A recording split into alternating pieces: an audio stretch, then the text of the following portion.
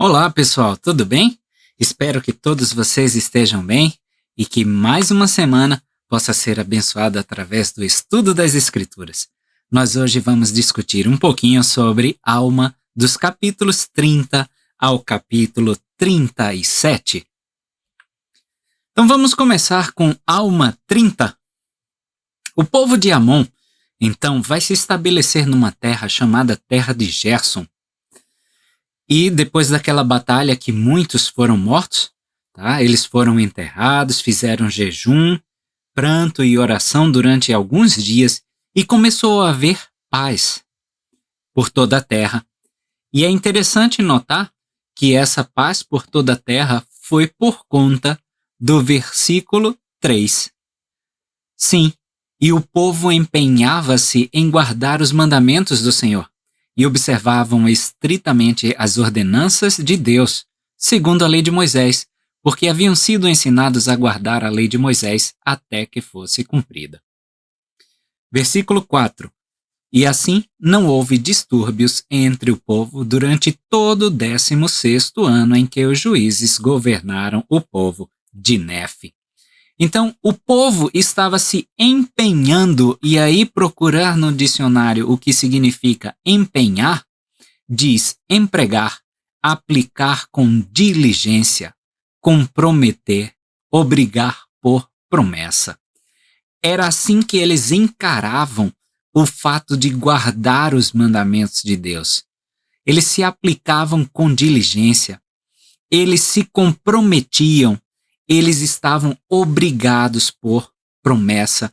Nós fazemos convênios com o Senhor e nós nos obrigamos por promessa a guardar estes mandamentos. E aí vem a pergunta retórica: como é que nós estamos em guardar os mandamentos do Senhor? Será que nós estamos aplicados com diligência em guardar esses mandamentos? Será que nós estamos comprometidos em guardar os mandamentos do Senhor? Será também que nós honramos as promessas que nós fizemos? Nós estamos obrigados por elas a guardar os mandamentos do Senhor? E estritamente significa rigoroso, exato, que não comporta extensão ou analogia, preciso, restrito. Então, eles estritamente observavam as ordenanças de Deus, ou seja, com exatidão, sem se desviar nem um pouquinho para a direita ou para a esquerda. Que não comporta extensão ou analogia, ou seja, muitas vezes nós tentamos formas de burlar os mandamentos de Deus. Isso não é guardar essas ordenanças estritamente, de forma exata, de forma rigorosa. E se assim nós fizermos, empenhados em guardar os mandamentos e observando estritamente as ordenanças, não vai haver distúrbios na nossa ala, não vai haver distúrbios na nossa vida conjugal, na nossa vida familiar, no nosso trabalho. Em local algum, nós vamos experimentar distúrbios. Mas aí chega o 17º ano. Nem tudo é um mar de rosas para sempre. Versículo 6. Aconteceu, porém, que no final do 17º ano apareceu um homem na terra de Zaraenla. E ele era um anticristo, pois começou a pregar ao povo contra as profecias que haviam sido proferidas pelos profetas relativas à vinda de Cristo. Eu gosto do que o manual Vem e Segue-me fala um pouquinho sobre anticristo.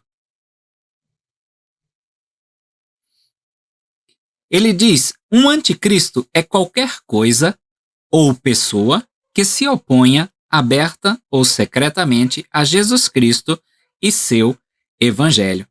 Então é qualquer pessoa, qualquer coisa, qualquer ideia, qualquer filosofia, qualquer moda que se oponha aberta ou secretamente à doutrina de Jesus Cristo. E ele começa a pregar ao povo contra as milhares de profecias que haviam sido proferidas pelos profetas. E claro, já havia sido proclamada a liberdade religiosa entre os povos lamanitas, né? A lembrar que o rei emitiu decreto que todos deveriam receber Amon e seus irmãos quando eles estivessem ensinando. Então não havia lei contra a crença de um homem, está no versículo 7, porque era expressamente contrário aos mandamentos de Deus, que se decretasse uma lei que deixasse os homens em desigualdade de condições. Eu gosto muito do conceito que nós temos da liberdade religiosa. Do mesmo jeito que eu posso professar as minhas crenças, eu posso receber críticas por conta dessas minhas crenças. Da mesma forma que criticam a Igreja de Jesus Cristo dos Santos dos Últimos Dias com todo direito por conta da liberdade religiosa, eu posso também usar do mesmo direito para defendê-la até a morte. E aí, versículo 8, de Alma 30. Pois assim dizem as Escrituras, escolhei hoje a quem servireis. Isso a gente já pode cruzar com Josué 24:15, quando o próprio Josué diz que nós devemos hoje, agora, nesse exato momento, tomar a decisão se vamos servir a Jeová ou se vamos servir aos outros deuses. E aí ele conclui dizendo, porém, eu e minha casa serviremos ao Senhor. Ora, se um homem desejasse servir a Deus, era seu privilégio, ou melhor, se ele acreditasse em Deus, era seu privilégio servi-lo. Se nele não acreditasse, porém, não havia lei que o punisse. Nós temos uma regra de fé que menciona exatamente este privilégio. É a 11ª regra de fé, que diz que nós podemos adorar a Deus, pretendemos o privilégio de adorar a Deus de acordo com os ditames de nossa consciência e concedemos a todos os homens o mesmo privilégio, deixando-os adorar como, onde ou o que quiserem. E é interessante notar que é um privilégio, não é um fardo, é um privilégio, é um elogio à pessoa acreditar em Deus e é um elogio, é um presente servir a Deus por conta desse mesmo privilégio. Para todos os outros crimes, por exemplo, havia a lei. Ele cita aí no 10 e no 11, diz, porque havia uma lei que os homens deveriam ser julgados segundo seus crimes, não obstante, nenhuma lei havia contra a crença de um homem. Portanto, o homem somente era castigado pelos crimes que cometia. Portanto, todos se achavam em igualdade de condições. Não é crime nenhum você se opor a alguma ideia. Tá? Não é crime nenhum você defender a uma ideia. E aí é revelado o nome desse que estava sendo contrário às profecias.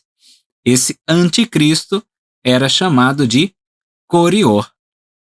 E ele começou a pregar ao povo que nenhum Cristo haveria. Está no versículo 12.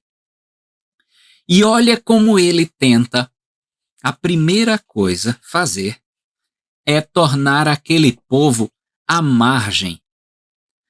Vocês já devem ter visto Animal Planet, National Geographic, com aqueles documentários de animais. Vocês já viram uma alcateia de leões tentando caçar zebras, gazelas, búfalos. E a primeira coisa que eles fazem, eles tentam separar um mais jovem, um mais idoso, um mais doente do seu bando. E aí ele, às margens do bando, ele se torna mais vulnerável, passível de ser predado. E no versículo 13, o Corior, ele diz o seguinte: ó vós que estáis presos a uma louca e vã esperança, por que vos submeteis a semelhantes loucuras? Então a primeira coisa, ele tenta deixar aquele povo ou aquelas pessoas que acreditavam desconfortáveis, como um estranho no ninho. Nossa, mas só eu na minha escola sou membro da igreja? Mas só eu, no meu trabalho, acredito na Igreja de Jesus Cristo dos Santos dos Últimos Dias. Mas só eu, na minha empresa, tenho o conceito de famílias eternas. Puxa, eu acho então que o errado sou eu. Só eu acreditando nessas coisas? Eles não podem estar errados. Eles são muito mais do que simplesmente eu. Então, eu devo estar errado. Eu devo estar fora. Eu tenho que me encaixar. E é aí que nós podemos ser predados. E ele continua dizendo: por que esperais por um Cristo? Porque nenhum homem pode saber de qualquer coisa que esteja por acontecer. E no versículo 14 que está compartilhado, eis que essas coisas a que chamais profecias, que dizeis haverem sido transmitidas por santos profetas, eis que não passam de tradições tolas de vossos pais. Ah, só vai na igreja porque o pai vai. É uma tradição de família você ser batizado aos 8 anos, você receber o sacerdócio aos 12. É uma tradição tola de nossos pais ir ao templo e chamá-la de casa do Senhor. Então era assim que Corior tentava usurpar as almas dos homens. E no versículo 15, como podeis ter certeza delas? E realmente nós não podemos ter certeza por provas físicas. Ele tenta jogar tudo para o campo da lógica. Tá? Tudo ele tenta jogar para o campo das provas, da materialidade dos fatos. Eis que não podeis saber de coisas que não vedes. Não podeis, portanto, saber que haverá um Cristo. E aí, separei essa citação de Asa Taft Benson no seu comentário Santos dos Últimos Dias no livro de Mórmon. E ele diz o seguinte: um dos frequentes engodos, se procurar no dicionário, é uma isca, que é usada para atrair aves, animais, peixes. Então, um dos frequentes engodos de Satanás é a ideia de que os mandamentos de Deus são para restringir a liberdade e limitar a felicidade. Ah, eu não posso fazer isso, não posso fazer aquilo outro. Algumas vezes, especialmente os jovens, sentem que os padrões do Senhor são como cercas e correntes, privando-os do que parece ser as atividades mais prazerosas da vida. Mas é exatamente o oposto. O plano do Evangelho é um plano pelo qual os homens podem ter a plenitude da alegria. Os princípios do Evangelho são passos e guias que nos ajudarão a encontrar a verdadeira alegria e felicidade. Então é exatamente o oposto do que esses coriores da nossa atualidade tentam nos pregar. E no versículo 17 e 18, Corior continua: e disse-lhes muitas outras coisas semelhantes, afirmando-lhes que não poderia haver expiação para os pecados dos homens, mas que o quinhão de cada um nesta vida dependia de sua conduta. Isso é muito interessante em inglês, porque em inglês esse quinhão de cada um nesta vida dependia de sua conduta, em inglês é traduzido como management of the creature, ou seja, o manejo, o gerenciamento da criatura. E que criatura é essa? Nós podemos ver em 2 Coríntios, capítulo 5, versículo 17. Assim que, se alguém está em Cristo, nova criatura é. As coisas velhas já passaram. Eis que tudo se fez novo. Então, quando nós não estamos ainda batizados, nós somos chamados de criaturas, ou seja, aqueles que foram criados por Deus. Mas quando nós somos batizados, somos novas criaturas.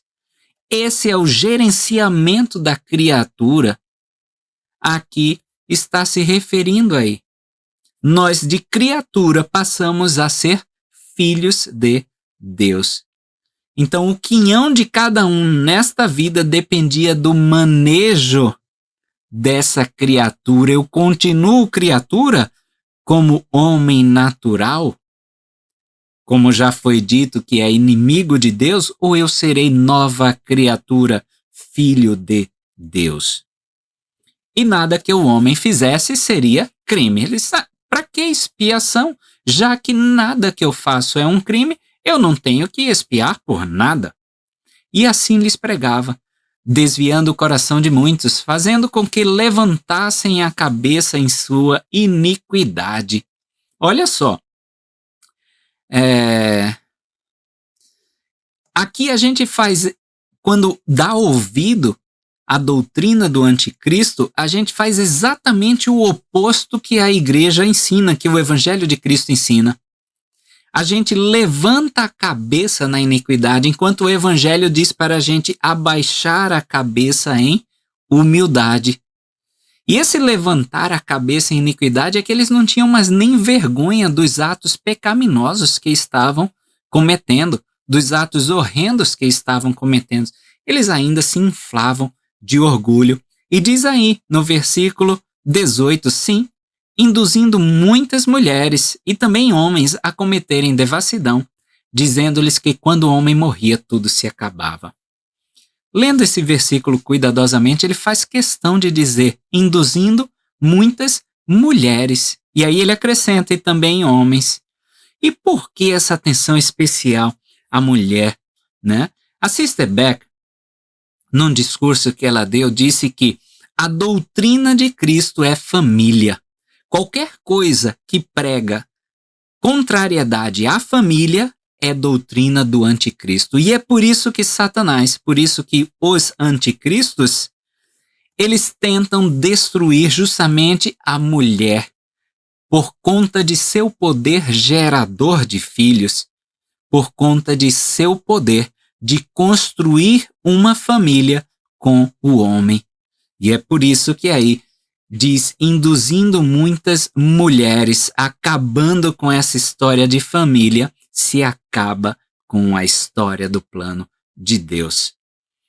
E aí, quando o homem morria, tudo se acabava. Essa já é velha, né? Comei, bebei e diverti-vos, desde a época de Nefe, assim já era pregado, porque depois só uns poucos açoites e todos seremos salvos. No versículo 19 e 20 diz o seguinte: esse homem também foi à terra de Gerson a fim de pregar essas coisas no meio do povo de Amon, que antes havia sido o povo dos Lamanitas. E olha que interessante no versículo 20. Mas eis que eles eram mais prudentes que muitos dos nefitas, porque o prenderam e amarraram-no e levaram-no à presença de Amon, que era sumo sacerdote daquele povo. Então eles eram muito mais espertos. Eles não eram trouxas como nós discutimos em algumas aulas passadas. Eles eram homens de entendimento, porque haviam se devotado ao estudo das Escrituras, a examinar as Escrituras, a jejum e a oração. Então, eles eram muito mais espertos do que muitos desses nefitas. E o que é engraçado também de notar é que no 21, e aconteceu que ele fez com que levassem para fora da terra. E ele foi para a terra de Gideão e começou também a pregar-lhes. E não obteve muito sucesso, pois foi preso e amarrado, e levado à presença do sumo sacerdote e também do juiz supremo da terra. Então, como eles eram muito mais espertos, homens mais prudentes, ele não teve muito sucesso. Olha só, porque estava preso e amarrado. Parece até uma referência aos últimos dias, quando Satanás vai ser preso e amarrado e não vai ter sucesso, não porque ele realmente estará preso com correntes e amarras, mas porque os homens e mulheres serão muito mais prudentes do que muitos dos nefitas, e assim vão saber reconhecer exatamente esses engodos de Satanás que nós falamos e não vão cair nas suas artimanhas.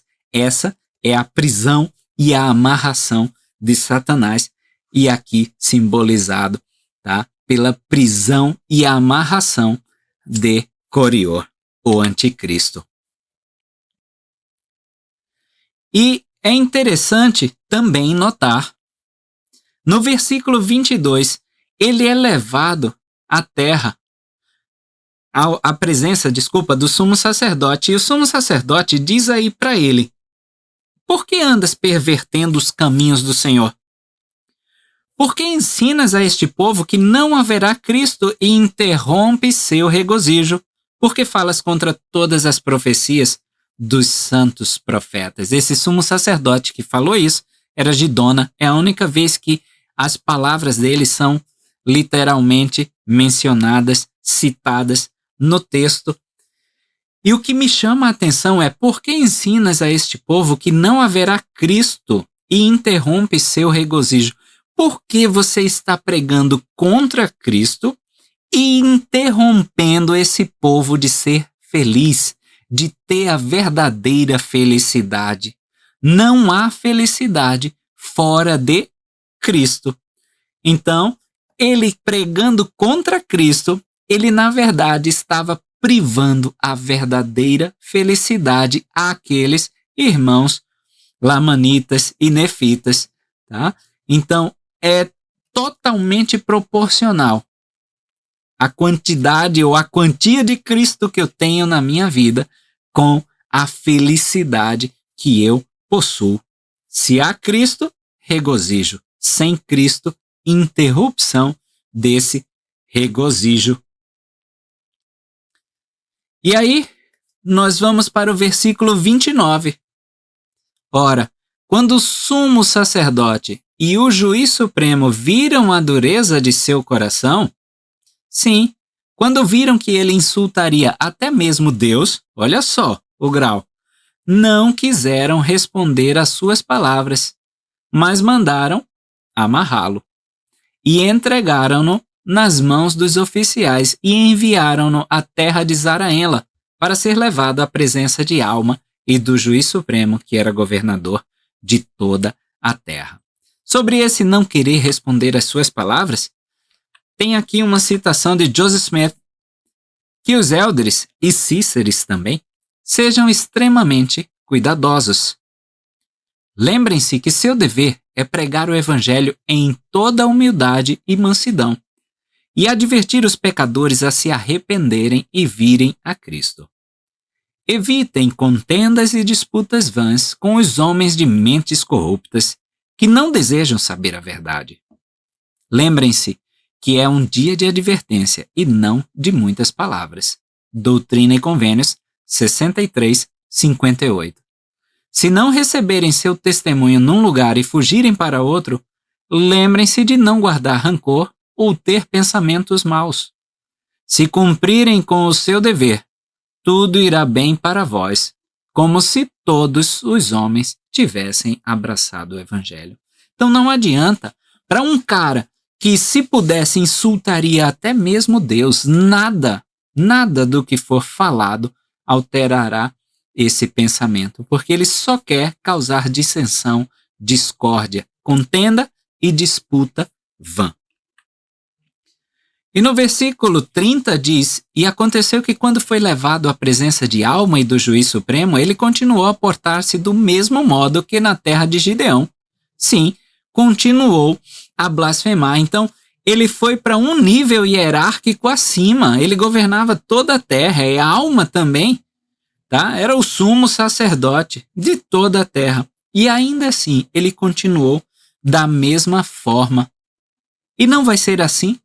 No último e grande dia, nós nos enganamos achando que uma pessoa que age de certa forma aqui na terra vai mudar quando chegar na presença do Senhor. Negativo. Vai continuar agindo da mesma forma, com a mesma mentalidade. E se brincar, como vocês viram agora no versículo 31, e falou usando palavras cada vez mais exaltadas diante de Alma. Se brincar, ainda piora o comportamento que apresentava aqui na terra. E aí, Alma começa a conversar com Corior. Nós não sabemos de todas as infrações que Corior fez para ser levado, diante de Alma e do Juiz Supremo, tá? É tanto que no 32, a Alma vai dizer aí, tu sabes que não nos saciamos com o trabalho deste povo. Então, algumas outras coisas ele estava fazendo para perverter a ordem.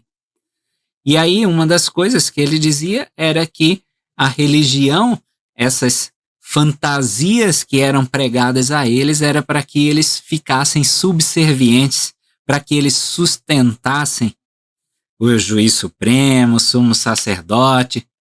E ele mostra que não, ele diz, não, tu sabes, né? No 33 ele diz, nunca recebi um senine que fosse por meu trabalho. Tá? Então ele começava a perverter mesmo a ordem social daquela sociedade. E aí chegou o versículo 40. E agora? Que provas tens de que Deus não existe ou de que o Cristo não virá? Era ele que estava proferindo tais palavras. Então, era ele que deveria trazer a prova. Afirmo-te que nenhuma tens, a não ser a tua própria palavra. Então, nós temos no meio jurídico o que se chama de ônus da prova.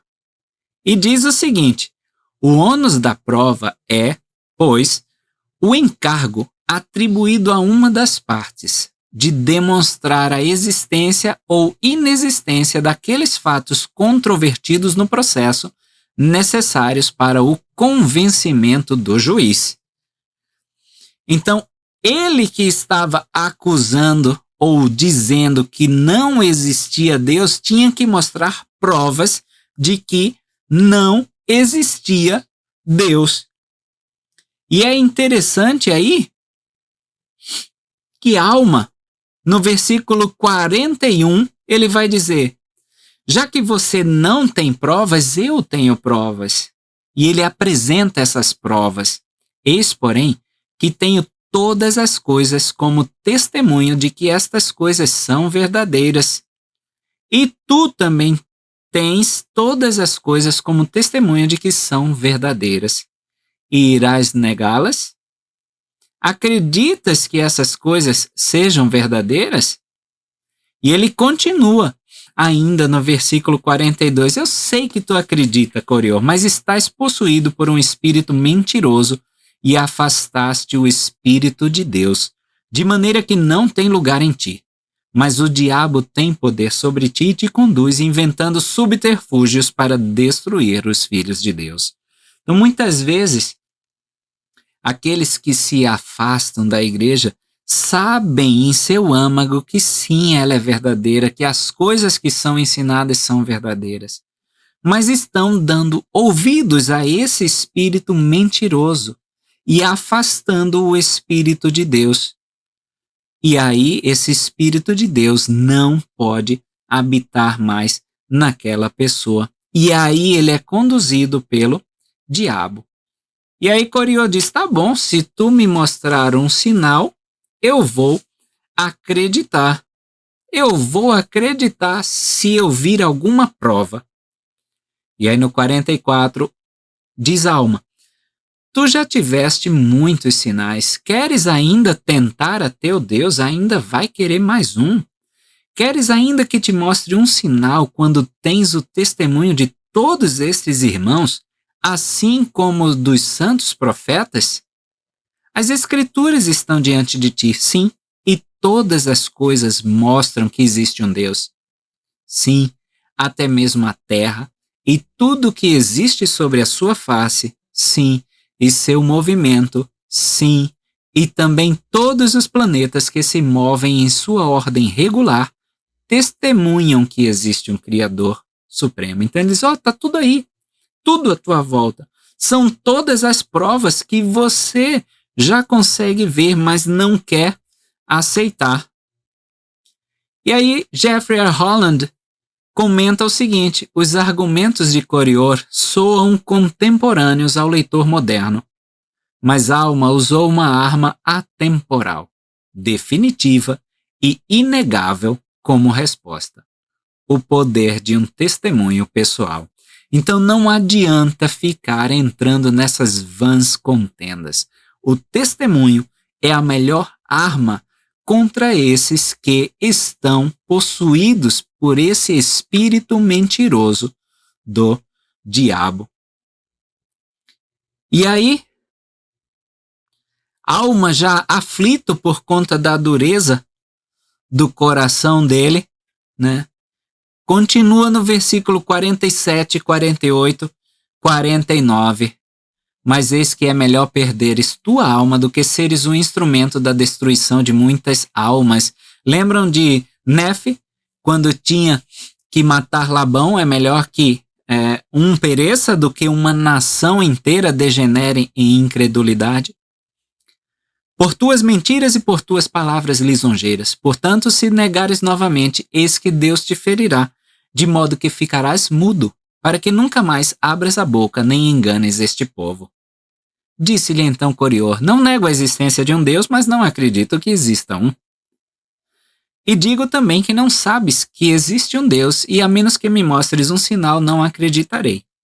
Disse-lhe então a alma: isto te darei por sinal. Tu ficarás mudo, de acordo com minhas palavras. E afirmo que em nome de Deus ficarás mudo, de modo que não mais falarás. Essa é o que nós conhecemos na história como a lei de Talião. Lei de Talião ela é melhor expressa com a máxima olho por olho, dente por dente. Então, através das palavras, ele estava desviando o povo, o Senhor tira dele justamente as palavras. É um castigo equivalente em total intensidade ao crime cometido, ao pecado cometido, tá?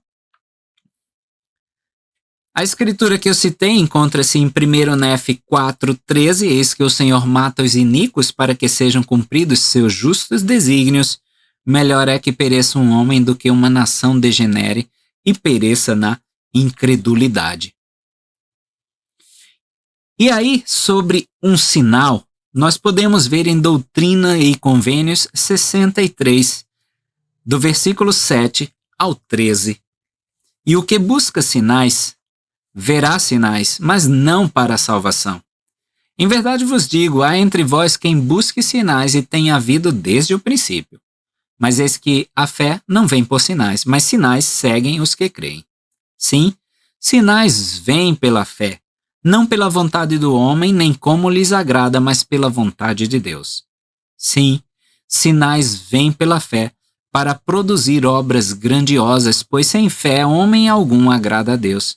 E Deus não se agrada daquele com quem está irado. Portanto, a esses não mostra qualquer sinal, a não ser com ira para a sua condenação. Portanto, eu, o Senhor, não me agrado daqueles de vós que têm procurado sinais e maravilhas para alcançar a fé, e não em benefício dos homens para minha glória. Contudo, dou mandamentos, e muitos se afastaram de meus mandamentos, e não os guardaram. Então, não adianta. Sinais não convertem ninguém. O poder do Espírito Santo é que convertem. Tá? E assim, Corior vai ficar mudo. Tá?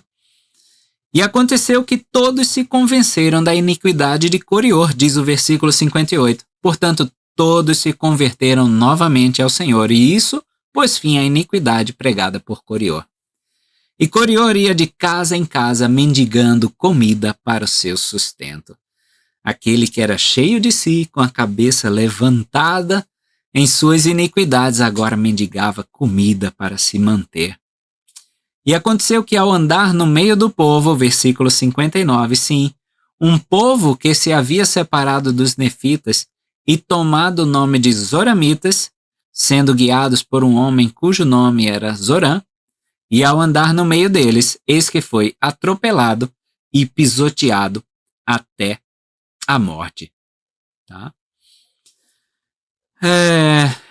Claro, vem a moral da história, é por isso que é registrado aí que ele foi pisoteado até a morte, porque a moral vai ser dada por Mormon no versículo 60. E assim, vemos o fim daquele que perverte os caminhos do Senhor. E assim vemos também que o diabo não amparará seus filhos no último dia, mas arrasta-os rapidamente para o inferno. Esse é o propósito do diabo, torná-lo tão miserável como ele próprio, diferentemente da obra de Deus, que é imortalidade e vida eterna. Passaremos agora para Alma capítulo 31. O versículo 1 já diz o seguinte: Ora, aconteceu que depois do fim de Corior, tendo Alma recebido notícia de que os zoramitas estavam pervertendo os caminhos do Senhor, e de que Zorã, que era seu chefe, estava induzindo o coração do povo a curvar-se diante de ídolos mudos, seu coração começou a afligir-se novamente por causa da iniquidade do povo. Então foi-se um, fica outro. Corior já tinha se unido a essa seita, vamos dizer, a esse povo que estava sendo liderado por Zorã e se afastou dos nefitas. Tá? E aí ele, Zorã, continuava com esses ensinamentos. No versículo 2, porque foi motivo de grande dor para a alma saber da iniquidade no meio de seu povo. Portanto, seu coração se entristeceu muito por causa da separação dos zoramitas e nefitas. A alma sentia muito ver todo aquele esforço que eles fizeram para converter aqueles lamanitas e tudo, agora estava sendo minada por conta desses ensinamentos apóstatas. E aí, esses zoramitas se reuniram numa terra chamada Antionum, que ficava a leste da terra de Zaraenla, ao sul da terra de Gerson.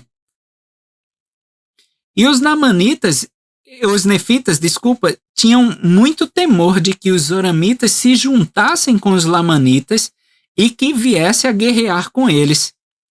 E aí no versículo 5 de Alma 31, ora, como a pregação da palavra exercia uma grande influência sobre o povo, levando-o a praticar o que era justo, sim, surtia um efeito mais poderoso sobre a mente do povo do que a espada ou qualquer outra coisa que lhe houvesse acontecido. Alma, portanto, pensou que seria aconselhável pôr à prova a virtude da palavra de Deus. Então a palavra de Deus é que molda o caráter dos homens. Não é nenhuma ameaça, não é nenhuma lei, não é nenhuma punição, mas a pregação da palavra. Ela exerce uma influência maior do que qualquer coisa. A doutrina de Cristo muda os homens. A pura doutrina de Cristo nos transforma em novas criaturas. Versículos 8 a 11. Ora, os aramitas eram dissidentes dos nefitas, portanto já lhes havia sido ensinada a palavra de Deus. Eles já conheciam. Eles, porém, haviam cometido grandes erros, porque não observavam os mandamentos de Deus nem os seus estatutos segundo a lei de Moisés. Nós estamos fadados a errar sempre se não observarmos esses mandamentos de Deus. Versículo 10. Nem queriam observar as práticas da igreja de continuar a orar e suplicar diariamente a Deus para não cair em tentação. Essas coisas eu já faço sempre. Coisa besta de ficar orando o tempo todo, jejuar todo primeiro domingo, pagar o dízimo todo mês, ficar indo para o seminário. Eu já fiz os 4 anos desse curso. Não precisa. Instituto, de novo. Agora que os membros adultos solteiros avançaram de idade, é a partir dos 36, então os jovens adultos solteiros 18 a 35. Não, de novo.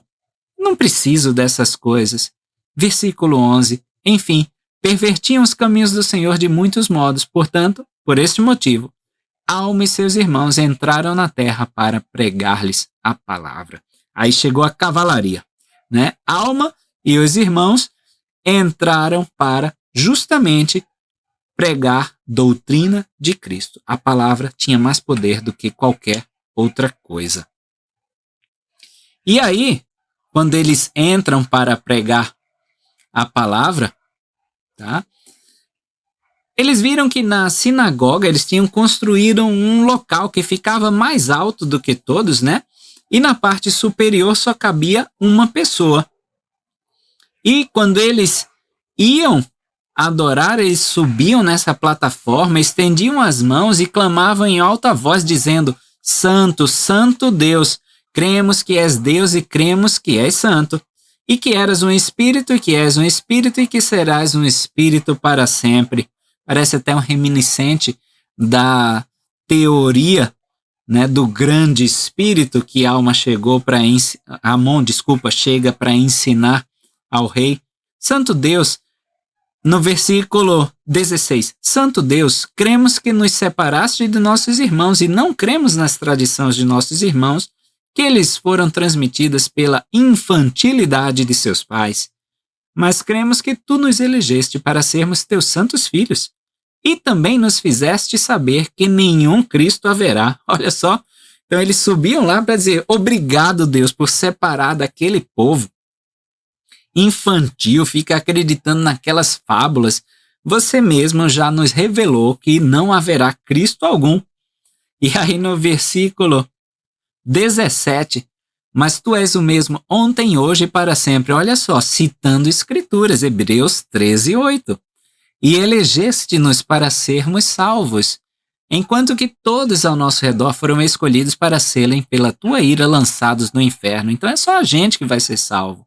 Por essa santidade, ó Deus, agradecemos-te e também te rendemos graças por nos haveres elegido, a fim de que não sejamos desencaminhados pelas tolas tradições de nossos irmãos, que os forçam a crer em Cristo, afastando-lhes o coração para longe de ti, Deus nosso.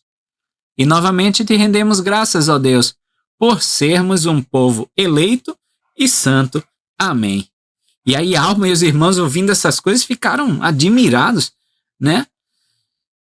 E cada um ia e falava as mesmas coisas.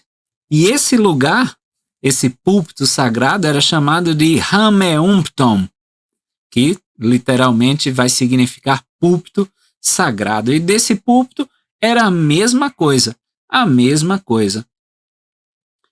E no 23 diz o seguinte: ora, depois de todo o povo agradecer dessa forma, voltavam para casa, não falando mais em seu Deus, até que se reunissem novamente diante do púlpito sagrado para render graças à sua maneira. E eu chamo a atenção, será que nós não estamos numa espécie de Hameumptom também? Será que nós só falamos de Deus, desse Deus poderoso, dessas revelações de Deus, quando estamos na capela no domingo, depois a gente volta para casa e nem mais falamos, mencionamos, estudamos, ouvimos sobre esse Deus? Não estudamos o Vem Segue-me, nada de noite familiar, nada de estudo pessoal das Escrituras, estudo das Escrituras designadas do instituto, do seminário, pronto. É só lá na capela. A gente fala no nosso Hameumptom, volta para casa e nada mais. Será que nós estamos agindo assim? E só voltamos a falar de Deus no próximo domingo? É aí que a gente vai abrir as Escrituras? Será? E aí a alma vai ficar muito triste porque percebe que o povo era iníquo e perverso, que eles estavam ensoberbecidos por causa do orgulho de seus corações. E aí Alma, ele vai elevar a voz aos céus e vai clamar ao Senhor. Começa no versículo 26. E ele dizia: ó Senhor, até quando permitirás que teus servos habitem aqui na carne, para presenciarem tão grandes iniquidades entre os filhos dos homens? Eis que, ó Deus, eles clamam a ti. Entretanto, seu coração está dominado pelo orgulho. Eis que, ó Deus, clamam a ti com os lábios, enquanto estão grandemente ensoberbecidos com as coisas vãs do mundo. Parece aquela escritura, né, de Isaías, que se aproximam com os lábios, mais longe estão do seu coração. No versículo 28, eis, ó meu Deus, seus suntuosos ornamentos e seus anéis e seus braceletes e seus enfeites de ouro e todas as coisas preciosas com que estão adornados. E eis que seu coração está preso a essas coisas. E, no entanto, clamam a ti, dizendo: agradecemos-te, ó Deus, por sermos um povo escolhido por ti, enquanto outros perecerão. Sim, e dizem que tu lhes fizeste saber que não haverá um Cristo. E aí, dos versículos 30 a 33 que está compartilhado. Ó Senhor Deus, até quando permitirás que exista tal iniquidade e infidelidade? Ó Senhor, dá-me forças para suportar minhas fraquezas, pois sou débil e a iniquidade deste povo contrista minha alma. Ó Senhor, meu coração está extremamente aflito. Consola minha alma em Cristo. Ó Senhor, concede-me forças para suportar com paciência essas aflições que sofrerei por causa da iniquidade deste povo. Ó Senhor, conforta minha alma e faze com que eu tenha êxito, sim, como os companheiros que estão comigo, sim, Amon e Arão e Omner, e também Amoleque e Zezron, e também meus 2 filhos. Olha lá, Zezron, o poderoso missionário que se tornou. Sim, ó Senhor, conforta-os a todos. Sim, conforta-lhes a alma em Cristo. 33. Concede-lhes forças para suportarem as aflições que lhes advirão por causa das iniquidades deste povo. Então eles já estavam se antecipando e pedindo forças para que eles pudessem suportar as provações que viriam por causa da iniquidade do povo. Versículos 34 e 35. Ó Senhor, permite que tenhamos êxito em trazê-los novamente a Ti em Cristo. Eis, ó Senhor, que sua alma é preciosa e muitos deles são nossos irmãos. Dá-nos, portanto, ó Senhor, poder e sabedoria para trazermos esses nossos irmãos novamente a Ti. Deve ser a nossa oração em trazer todos aqueles que se afastaram, que se dispersaram do rebanho do rei, como já vimos na história de Amon. São nossos irmãos. Então dá-nos, Senhor, poder e sabedoria para trazermos essas ovelhinhas de volta a esse rebanho. Ultimamente temos falado bastante sobre o 100º aniversário do profeta Russell M. Nelson, e ele fez um pedido especial dizendo que 100 é mencionado nas escrituras na parábola da ovelha, 99 mais uma. Então é isso que ele diz, mais um. Vamos trazer essa ovelhinha perdida. Vamos incorporar essa ovelhinha perdida no rebanho do Senhor. Em Doutrina e Convênios 18:10, lembrai-vos de que o valor das almas é grande à vista de Deus. A alma é preciosa e muitos deles aí são nossos irmãos. Todos eles são nossos irmãos. 36 a 38. E aconteceu que, tendo pronunciado essas palavras, a alma impôs as mãos sobre todos os que estavam com ele. E eis que, ao impor-lhes as mãos, encheram-se do Santo Espírito. A alma dá uma bênção do sacerdócio a cada um deles. Depois disso, separaram-se uns dos outros, não pensando no que iriam comer ou no que iriam beber, nem no que iriam vestir, confiando puramente nos méritos do Senhor. E o Senhor proveu-os de tudo, para que não tivessem fome, nem tivessem sede. Sim, e deu-lhes força para que não padecessem qualquer espécie de aflição, que não pudesse ser sobrepujada pela alegria em Cristo. Então a força dada foi para que eles não tivessem uma aflição que a alegria de Cristo não fosse maior do que ela. E é assim, nós quando estamos com Cristo, vamos ter aflições, mas sempre a alegria em Cristo vai sobrepujar, vai ser muito maior do que essa aflição que estamos sofrendo. Ora, isso aconteceu por causa da oração de alma, e isto porque havia orado com fé. Então, nós podemos ter as mesmas promessas, ter bênçãos maravilhosas, desde que oremos com fé. Será concedido-nos o que nós pretendemos. Em Alma 32, eles saem para pregar a palavra de Deus ao povo. E estavam entrando nas sinagogas, nas casas, pregavam até na rua eles estavam pregando. E depois de muito tempo assim pregando, depois de muito trabalho, eles começaram a ter êxito com a classe pobre. Os mais pobres é que estavam ouvindo a palavra de Alma e seus irmãos. No versículo 2. Pois eis que os pobres eram expulsos das sinagogas por causa de suas vestimentas grosseiras. E aí, eles não podiam entrar nas sinagogas, subir lá no Hameunton para adorar a Deus, e eram considerados imundos, justamente porque eram pobres. Eram pobres quanto às coisas do mundo. Eram humildes de coração, está lá no versículo 3. E aí Alma estava pregando ao povo no Monte Onida, uma grande multidão desses pobres, mas humildes de coração, se aproxima. E no versículo 5, e aproximaram-se de Alma, e o mais influente deles disse-lhe: que deverão fazer estes meus irmãos?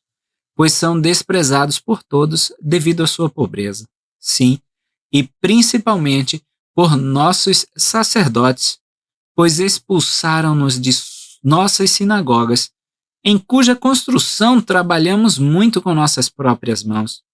E expulsaram-nos devido à nossa grande pobreza, e não temos um lugar onde adorar nosso Deus. Que devemos fazer? E então, quando ouviu isso, Alma voltou-se para ele e olhou com grande alegria. Parece a alegria de Amon enquanto os servos estavam aflitos. Alma teve essa mesma alegria enquanto aqueles servos estavam aflitos, pois viu que suas aflições verdadeiramente os haviam tornado humildes e que estavam preparados para ouvir a palavra. Né? A gente até diz um ditado, não é pelo amor, é pela dor. Pela dor de serem expulsos, eles se tornaram humildes para ouvir a palavra. Portanto, ele não falou mais a outra multidão, mas estendeu a mão e clamou aos que via e eram verdadeiramente penitentes e disse-lhes: vejo que sois humildes de coração, e se assim é, benditos sois. Então ele largou a outra multidão que estava reunida para ouvi-lo e começou a falar para esse grupo porque ele estava como pronto. recebemos um testemunho pessoal fundamentado no testemunho do Espírito Santo? O padrão está explicado nas Escrituras. Primeiro, desejar acreditar. O livro de Mórmon declara: se despertardes e exercitardes vossas faculdades, pondo à prova minhas palavras, e exercerdes uma partícula de fé, sim, mesmo que não tenhais mais que o desejo de acreditar. Alguns podem dizer: não consigo acreditar, não sou uma pessoa religiosa. Pensem nisso. Deus promete auxílio divino, mesmo que tenhamos apenas o desejo de acreditar. Mas tem que ser um desejo verdadeiro e não fingido. Segundo, examinar as Escrituras. Façam perguntas, estudem-nas, examinem as Escrituras em busca de respostas. Novamente, o livro de Mórmon tem um bom conselho para nós. Se derdes lugar em vosso coração para que uma semente seja plantada, por meio do estudo diligente da palavra de Deus, a boa semente começará a inchar em vosso peito, se não resistirem com descrença. Essa boa semente dilatará a sua alma e iluminará seu entendimento. Terceiro, fazer a vontade de Deus, guardar os mandamentos. Não é suficiente participar de um debate acadêmico se quisermos saber por nós mesmos se o reino de Deus foi restaurado na terra. O estudo superficial também não é suficiente. Temos que colocar em prática as palavras por nós mesmos. E isso significa aprender e depois fazer a vontade de Deus.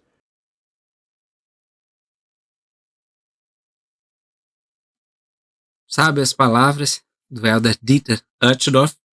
E aí nós teremos o início da pregação de Alma sobre a fé e a sementinha, pelo qual esse capítulo 32 é famoso. Versículos 10 e 11. Eis que vos digo, supondes que não podeis adorar a Deus a não ser em vossas sinagogas?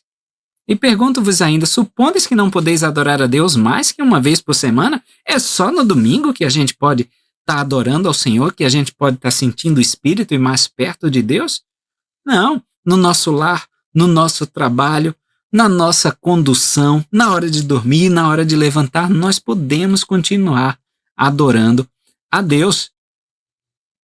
Versículos 13, ele diz: e agora, porque fostes compelidos a ser humildes, benditos sois, porque o homem, às vezes, se é compelido a humilhar-se, procura o arrependimento.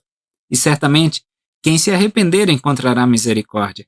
E quem encontrar misericórdia e perseverar até o fim, esse será salvo. Versículos 14 e 16. E agora, como vos disse que por terdes sido compelidos a ser humildes, fostes abençoados. Não vos parece que serão mais abençoados os que verdadeiramente se humilharem por causa da palavra? Disse, vocês se humilharam porque foram forçados a isso. Porque estavam sendo expulsos das sinagogas. Não vai ser muito mais abençoado aqueles que se humilharam por conta da pregação, por conta daquela palavra que exerce um poder muito maior do que a espada? Portanto, benditos são os que se humilham sem serem compelidos a ser humildes. O Senhor próprio fala que é um servo inútil aquele que faz o que é mandado. Ele também diz em Revelação Moderna que nós devemos fazer muita coisa de livre e espontânea vontade. Ou, em outras palavras, bendito é aquele que acredita na palavra de Deus e é batizado sem relutância no coração. Sim, sem ter sido levado a conhecer a palavra ou mesmo sem ser compelido a conhecer antes de acreditar. Então nós temos que aceitar o evangelho de todo o nosso coração, sem ter uma pontinha de dúvida, uma pontinha de ressentimento. Nos versículos 19 a 21 de Alma 32, e agora, quão mais amaldiçoado é aquele que conhece a vontade de Deus e não a pratica. Então, como é que eu estou de maldição? Eu conheço e estou praticando? Ou eu sou digno dessa ira do Senhor? Do que aquele que somente acredita, em que somente tem motivo para acreditar e cai em transgressão. Então, a gente já está nessa caminhada já faz um tempo. Conhecemos a vontade de Deus, literalmente, e não praticamos, nós vamos estar em muitos maus lençóis, mais do que aquele que somente acredita ou tem motivo para acreditar e escorregou em algum ponto da lei. Ora, isto deveis julgar. Eis que vos digo que de um lado é como do outro, e cada homem receberá de acordo com suas obras. Um lado é como do outro. Tá? Então, assim como é aqui na terra, assim será nos céus. Recebemos as consequências. Eu posso pegar um bastão por uma ponta, mas a outra ponta vem junto. A consequência vem junto. 21. E agora, conforme falei com referência à fé, fé não é ter um perfeito conhecimento das coisas. Portanto, se tendes fé, tendes esperança nas coisas que se não veem e que são verdadeiras. Fé não é eu saber de tudo, com toda a certeza do mundo. Fé é eu ter esperança naquilo que eu não vejo, mas que eu acredito mesmo que é verdadeiro. Tá? Versículos 27 e 28. Mas eis que, se despertardes e exercitardes vossas faculdades, pondo à prova minhas palavras, e exercerdes uma partícula de fé, sim, mesmo que não tenhais mais que o desejo de acreditar, tudo é baseado no nosso desejo. A oração sacramental inteira é baseada no nosso desejo. Deixai que esse desejo opere em vós, até acreditardes de tal forma que possais dar lugar a uma porção de minhas palavras. Versículo 27, ele começa dizendo, despertardes daquele sono da morte e exercitardes vossas faculdades. É faculdade mental mesmo, pondo à prova as palavras. É pesquisando, é se inteirando, é indo atrás, conciliando as escrituras, os ensinamentos. Versículo 28, compararemos a palavra a uma semente. Ora, se derdes lugar em vosso coração para que uma semente seja plantada, eis que, se for uma semente verdadeira, ou seja, uma boa semente, se não a lançardes fora por vossa incredulidade, resistindo ao Espírito do Senhor, eis que ela começará a inchar em vosso peito. E quando tiverdes essa sensação de crescimento, começareis a dizer a vós mesmos, deve ser uma boa semente, ou melhor, a palavra é boa, porque começa a dilatar minha alma. Sim, começa a iluminar-me o entendimento. Sim, começa a ser-me deliciosa.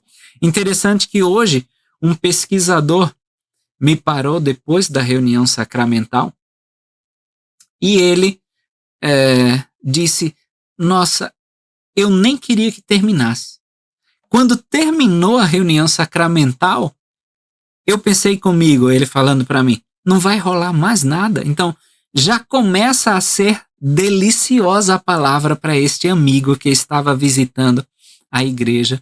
Ele também disse que foi o local que mais sentiu paz, mais começou a iluminar o entendimento dele por meio do Espírito. É só dar uma partículazinha de terra para essa semente brotar, como a gente já falou, né? No caso de Zésron, que a sua mente teve que ser arada, revolvida o coração para que recebesse essa palavrinha e fosse esse terreno fértil que precisava.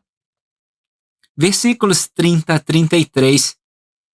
Mas eis que quando a semente incha e brota e começa a crescer, então deveis dizer que a semente é boa. Ela está apresentando frutos, então é uma boa semente. Porque eis que inchou e brotou e começou a crescer. E agora, eis que isto não fortalecerá a vossa fé? Então, se você está podendo ver que ela cresce, é porque a semente é boa. Isso não vai me fazer continuar no caminho, fortalecendo a fé que eu estou tendo em Cristo? Sim, fortalecerá a vossa fé, pois direis, eu sei que esta é uma boa semente, porque eis que brota e começa a crescer. E agora, estáis certos de que é uma boa semente? Digo-vos que sim, porque toda semente frutifica segundo sua própria semelhança. Então, a sementinha está produzindo frutos. Eu posso ter certeza que é uma boa semente? Claro, porque ela está cumprindo com o papel para o qual ela foi designada. 32, portanto, se uma semente cresce é boa, mas se não cresce, eis que não é boa. Portanto, é lançada fora. Parece até a parábola dos talentos, que o Senhor para um deu um X, para outro deu Y, para outro deu Z, e no final, todos aqueles que foram considerados bons servos foram aqueles que dobraram essa quantia. Então, se não cresce essa quantia, não é uma boa semente, não é um bom servo e é lançado fora. Versículo 33, e agora, eis que por haver desfeito a experiência e plantado a semente que inchou e brotou e começou a crescer, deveis, forçosamente, saber que a semente é boa. Então, não tem jeito dela não ser boa, porque ela inchou, brotou e começou a crescer e já está dando fruto. Então, eu tenho que reconhecer, é uma boa semente. Essa igreja que você conheceu agora, a igreja de Cristo, está te dando bons frutos? Forçosamente eu tenho que dizer, é uma boa igreja. Eu tenho que continuar no caminho. Está me abençoando a vida, está me ensinando coisas que nenhum outro homem me falou. Eu tenho que continuar no caminho, porque é uma boa semente. Eis que vos digo, não, nem deveis pôr de lado a vossa fé. Porque ele pergunta, é perfeito o vosso conhecimento? Não. É a resposta.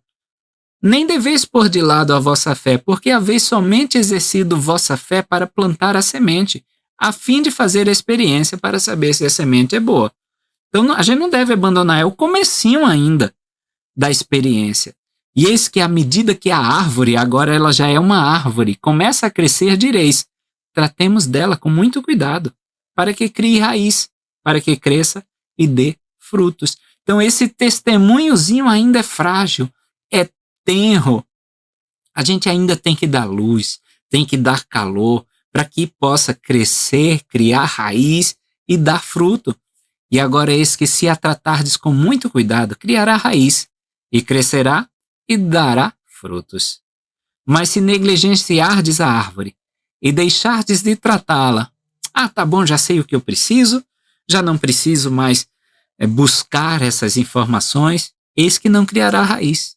E quando chegar o calor do sol e a abrasar, secará por falta de raiz, e arrancá-la-eis e lançareis fora. Ora, isso não é porque a semente não seja boa, nem porque o seu fruto seja indesejável, mas porque vosso terreno é estéril e não cuidais da árvore. Não podeis, portanto, obter seu fruto. Então é porque o nosso coração é que é um coração estéril. Não é porque a igreja não apresentou bons frutos, o evangelho de Cristo não surtiu o efeito esperado, é porque eu não deixei.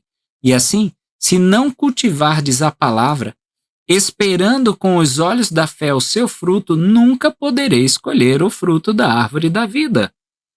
Eu nunca vou poder partilhar daquele fruto que era mais branco, sua brancura excedia qualquer coisa e mais doce do que tudo que ele já havia provado, se eu não cultivar essa palavra, se eu não me devotar a ela, se eu não cuidar desse testemunho que acabou de ser gerado em mim. Se, porém, cultivardes a palavra, sim, cultivardes a árvore quando ela começar a crescer com vossa fé, com grande esforço e com paciência, esperando o fruto, ela criará raiz. E eis que será uma árvore que brotará para a vida eterna. Então, para eu cultivar esse meu testemunho, que ainda é jovenzinho, eu vou precisar de fé, grande esforço e paciência. E aí, versículos 42 e 43, por causa de vosso esforço e de vossa fé e de vossa paciência em cultivar a palavra para que crie raiz em vós, eis que pouco a pouco colhereis o seu fruto, que é sumamente precioso, que é mais doce que tudo que é doce, que é mais branco que tudo que é branco, sim, e mais puro que tudo que é puro. E banquetear-vos-eis com este fruto, até vos fartardes, de modo que não tereis fome, nem tereis sede. Pão da vida, água viva. Então, meus irmãos, colhereis a recompensa de vossa fé e de vossa diligência e paciência e longanimidade, esperando que a árvore vos dê fruto. Então, é um serviço contínuo, é uma trabalheira só de uma vida inteira para fazer com que essa árvore cresça, que nós tenhamos a prova desse fruto que excede qualquer brancura, qualquer doçura, qualquer alegria, mas é somente depois de fé, diligência, paciência e longanimidade. Seguindo para o capítulo 33 de Alma, nós vamos ver que Alma vai citar um profeta que já é um velho conhecido nosso, de Jacó 5, que ele fez a alegoria da oliveira, o profeta Zenos. Então, em Alma, capítulo 33,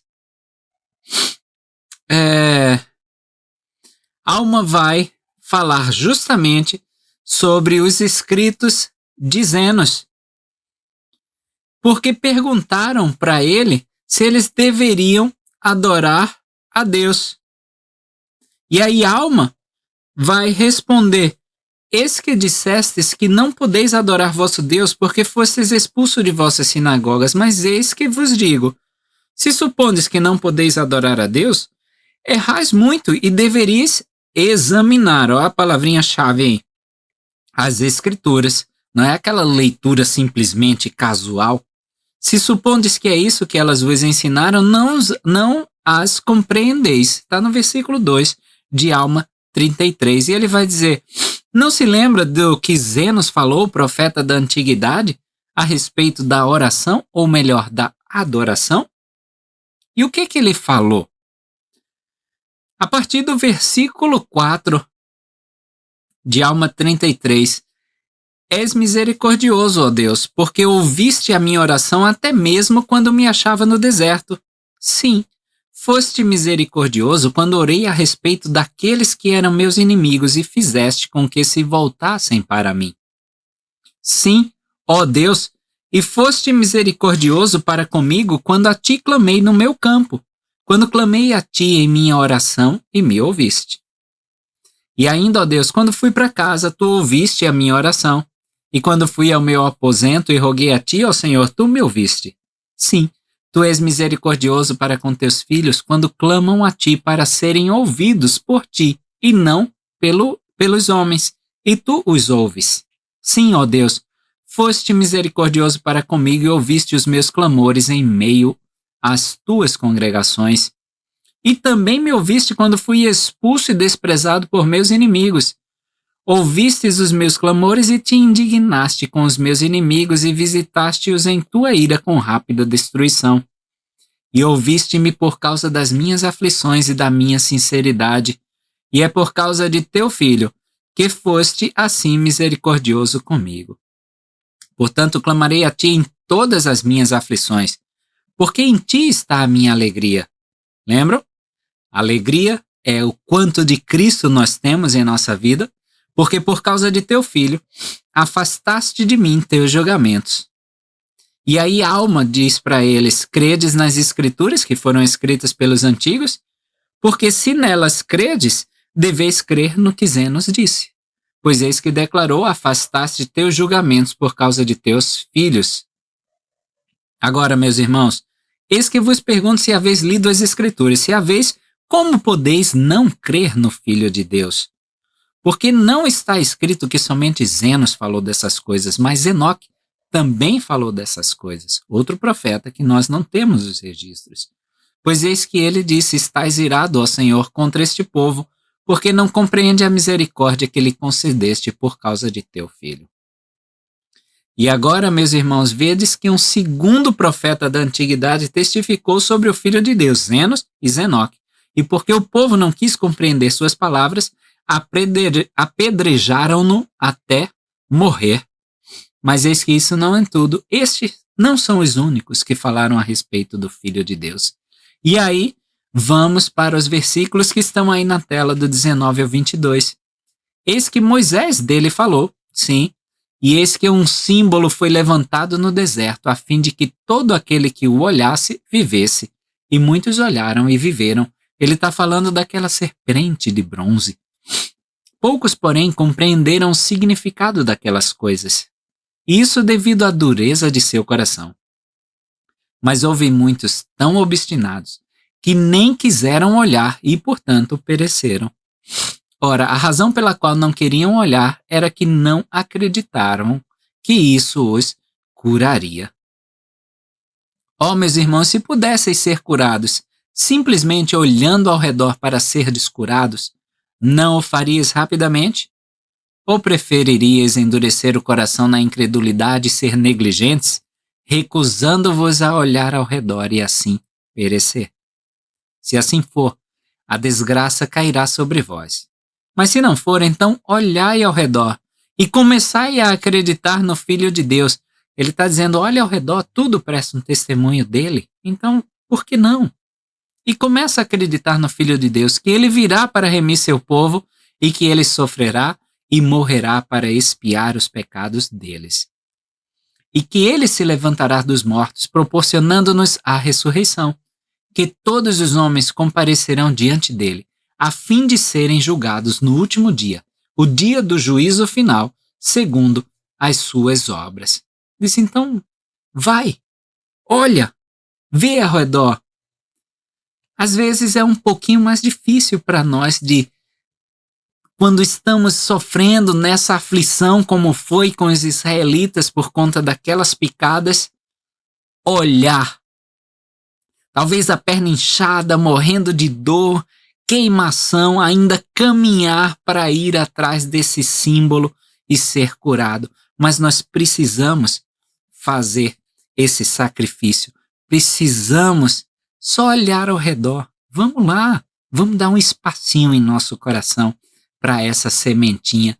E ainda no 33, o final, o versículo 23, ele diz, e agora, meus irmãos, desejo que planteis esta palavra em vosso coração. E quando ela começa a inchar, cultivai-a com vossa fé. E eis que se tornará em árvore, crescendo em vós para a vida eterna. e permita a Deus que vossas cargas sejam leves pela alegria em seu Filho. Olha lá, mais uma vez, alegria, Jesus Cristo.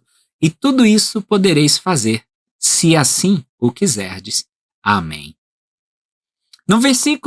No capítulo 34 agora de Alma, depois de Alma falar até aí, Alma 33, ele vai sentar no chão e a mulher que agora vai assumir o papel do mestre, é ele que vai começar a ensinar em Alma 34. E aí a moleque começa dizendo: penso ser impossível que ignoreis as coisas que foram ditas concernentes à vinda de Cristo. Impossível ignorar. E a gente ensinou que ele era o Filho de Deus. Sim, sei que estas coisas vos foram amplamente ensinadas antes de vosso afastamento de nós.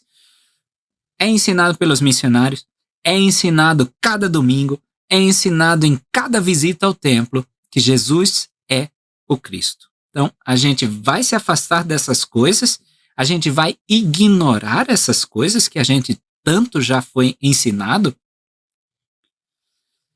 No versículo 4 de Alma 34, sim, Alma havia exortado a ter fé suficiente para plantar a planta em vosso coração e assim testar sua excelência.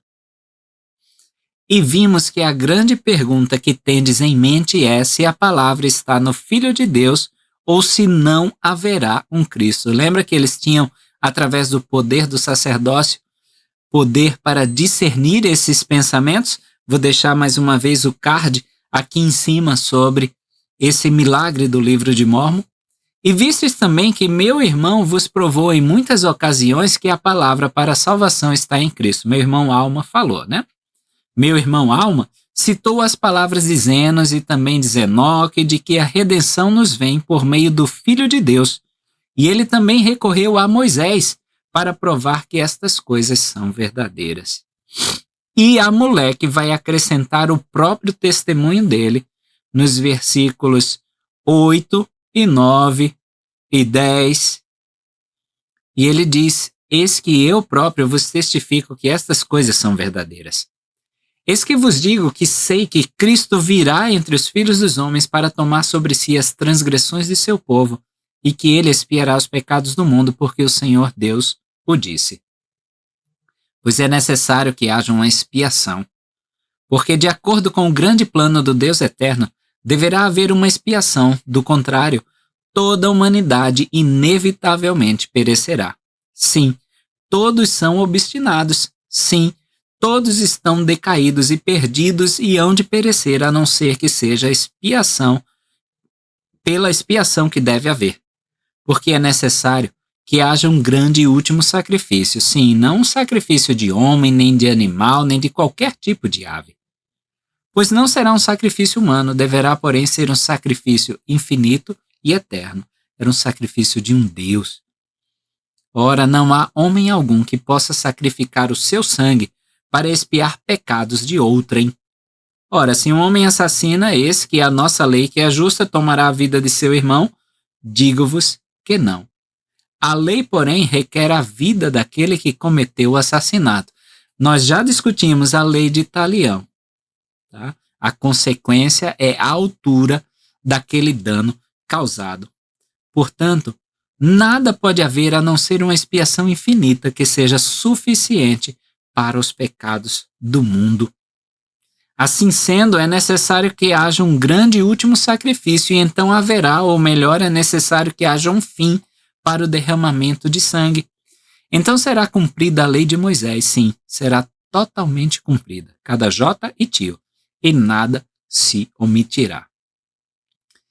E aí na tela 14 a 16, e eis que este é o significado total da lei, cada ponto indicando aquele grande e último sacrifício.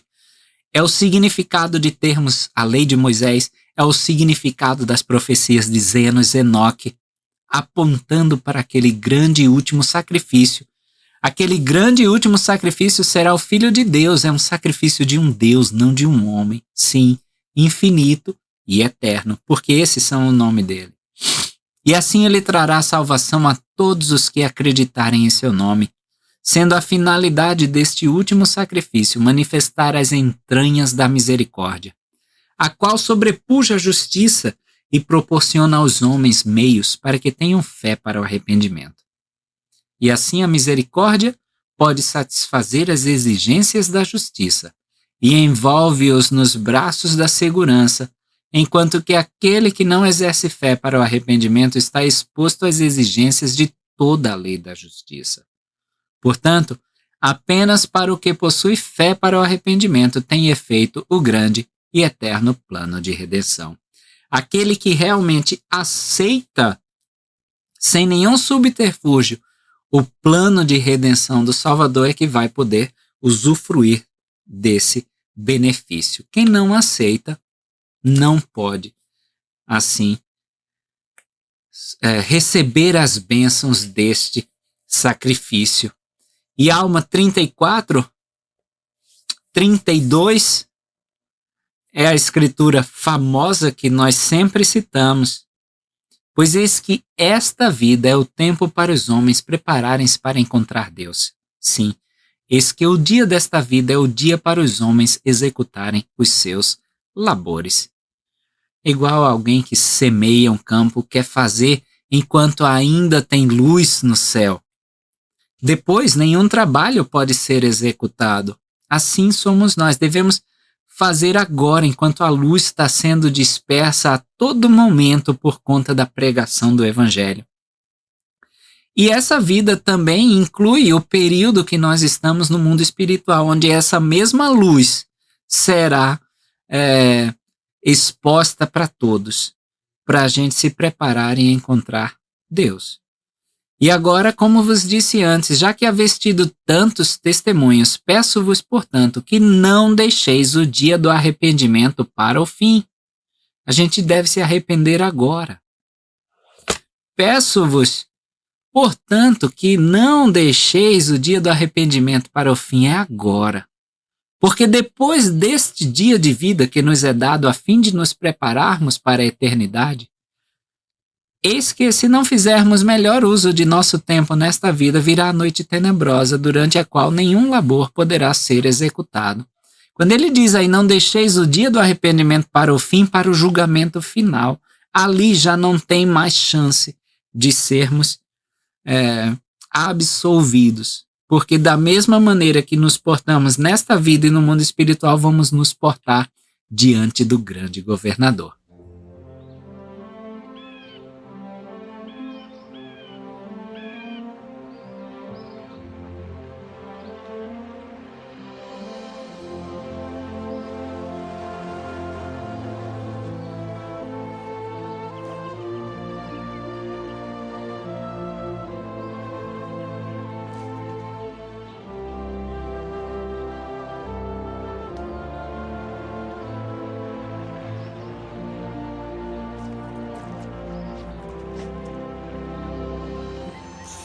Ei, peguei um! Muito bem. Mantenha a linha esticada. Traga-o para cá. Puxa, esse é enorme. Que peixão. Fui eu Olha que peguei. Minha nossa. Não está orgulhoso de mim, tio? Sim, é incrível. Mas lembre-se de quem é a isca com que você pescou. Sua isca não teve nada a ver com isso. Não? O que é, Está então? tudo no pulso, tio. Tudo bem. Bem, lembre-se de quem ensinou você a pescar. Quem está pegando todos os peixes hoje?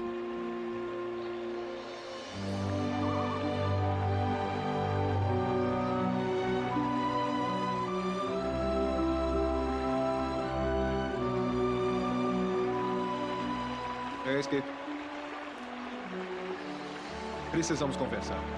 Pensei que tivéssemos vindo aqui para pescar.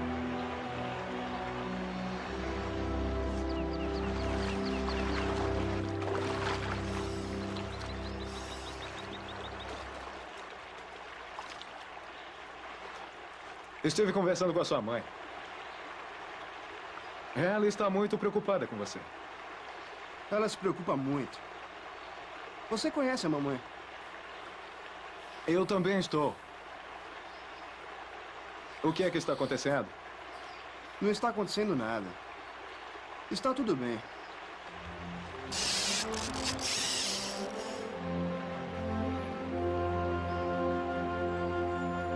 Vamos lá, sempre conseguimos conversar.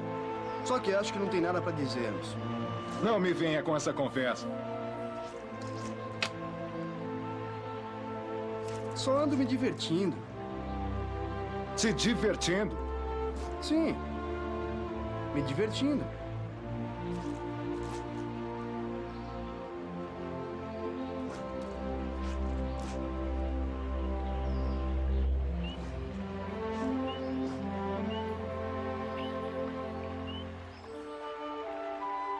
Pensei que gostasse de ir à igreja.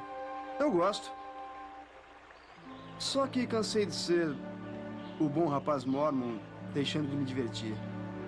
Mas não é nada sério. Quer dizer que abandonou seus planos de ir para a missão? Claro que não. Eu largo tudo antes de ir.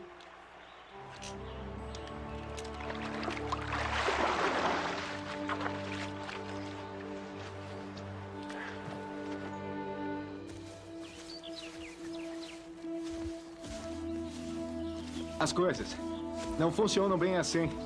Claro que funcionam. Você era bem louco antes da missão e mesmo assim foi pra missão. Só estou fazendo o que você fez.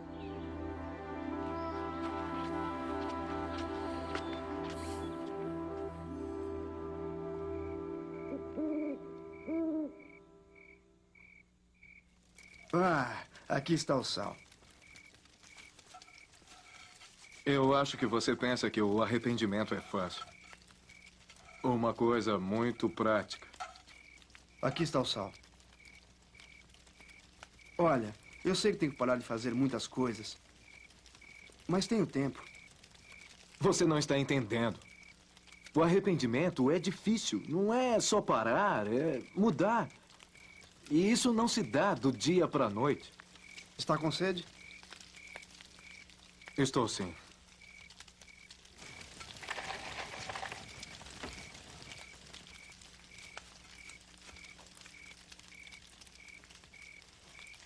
Se dá sim. Lembra-se de Alma, o filho? Ele fez algumas coisas bem sérias e depois se arrependeu em poucos dias. Ele até se tornou profeta.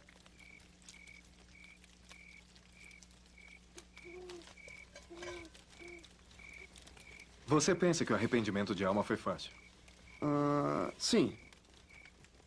E posso provar pra você, se tivesse o livro de Mormon. Muito bem.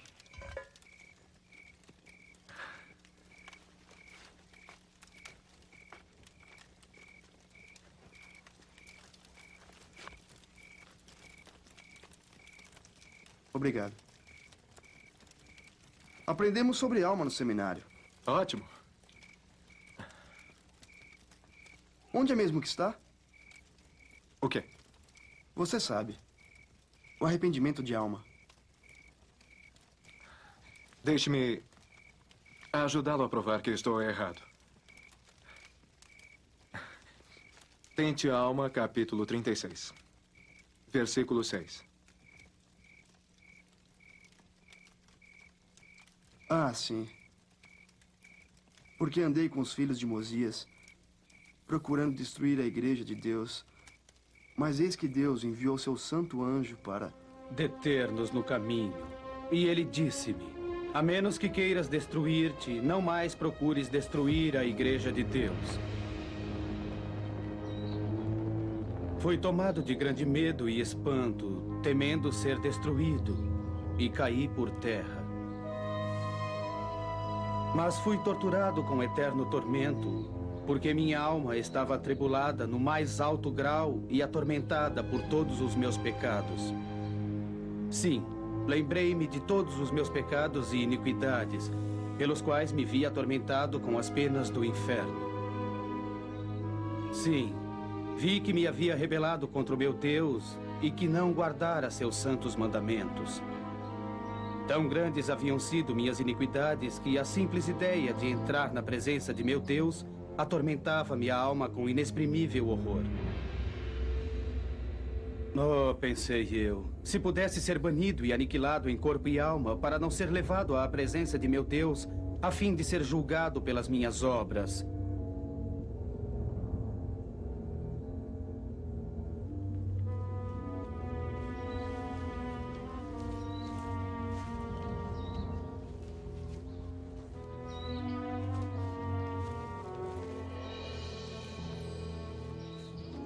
E durante 3 dias e 3 noites, fui atormentado pelas dores de uma alma condenada.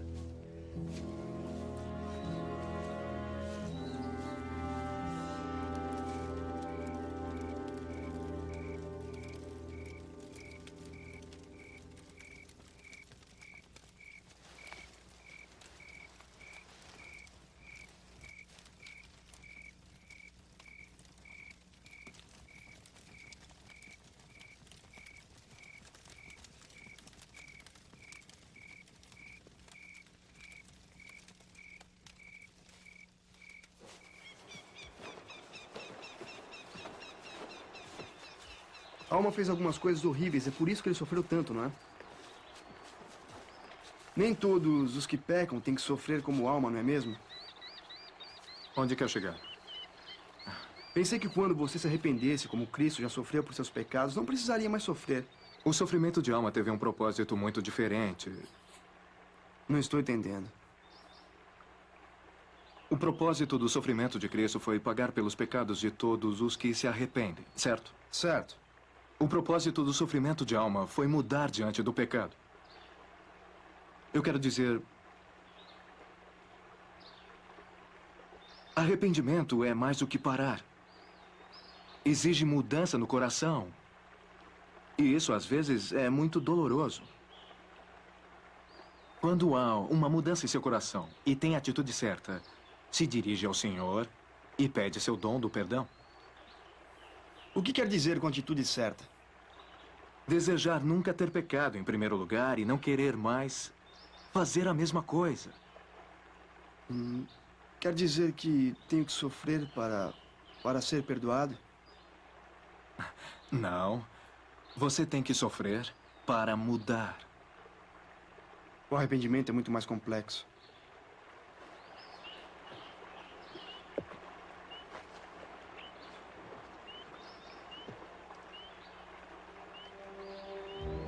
Nossa, que peixão!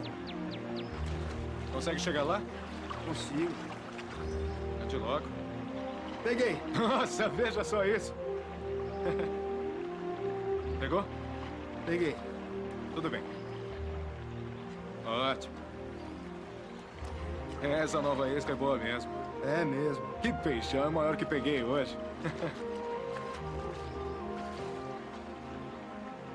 Então, como é que foi com você? Foi o que, Skip? O seu arrependimento antes da missão.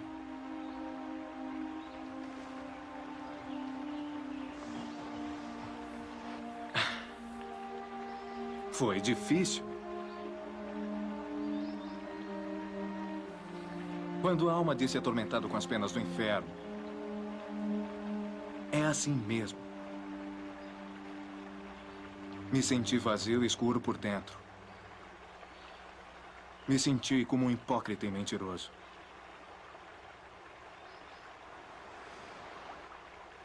Eu percebi que tinha que mudar. E fazer alguma coisa para não me sentir daquele modo. O que é que você fez? Eu mudei.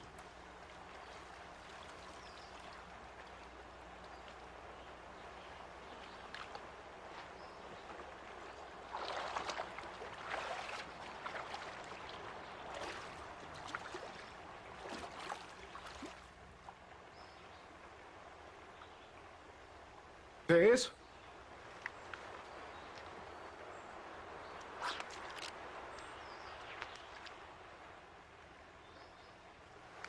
Pegou outro?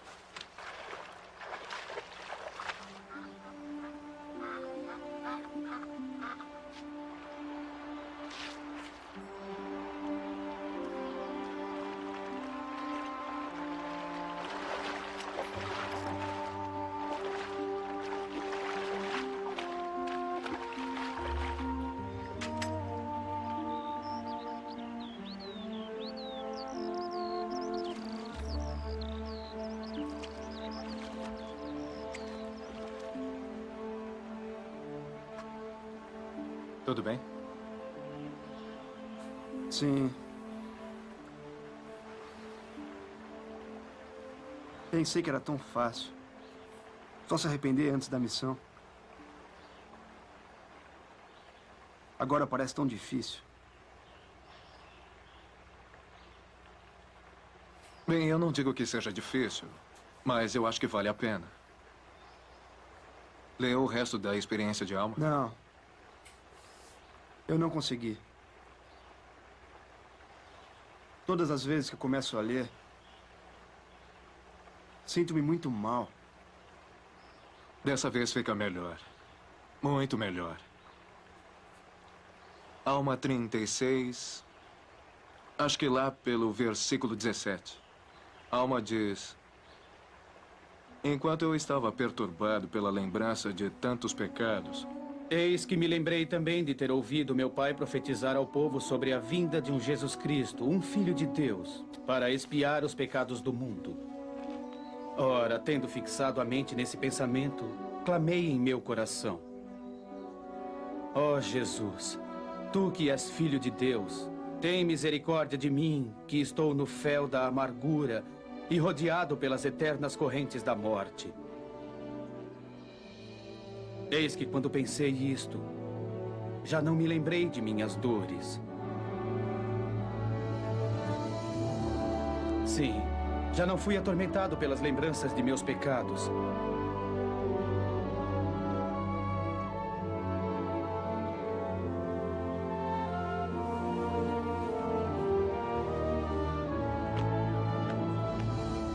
E ó, que alegria e que luz maravilhosa contemplei.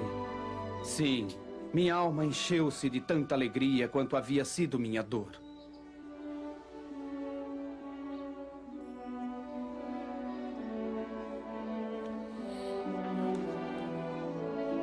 Arrependi-me de meus pecados. E o Senhor redimiu-me.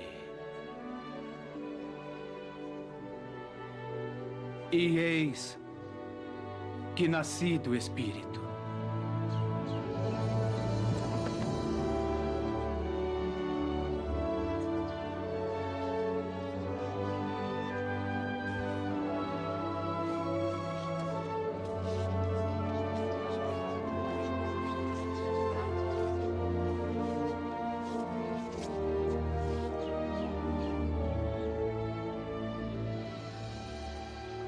senti as mesmas coisas que a alma. Alegria, paz, felicidade. Senti o Senhor tirar de mim a carga de meus pecados. Quando entreguei meu coração ao Senhor, Ele me ajudou a mudar no que eu não podia ajudar a mim mesmo. Ele o fez por alma. Ele o fez por mim. E se você se voltar para Cristo com fé, Ele o fará por você.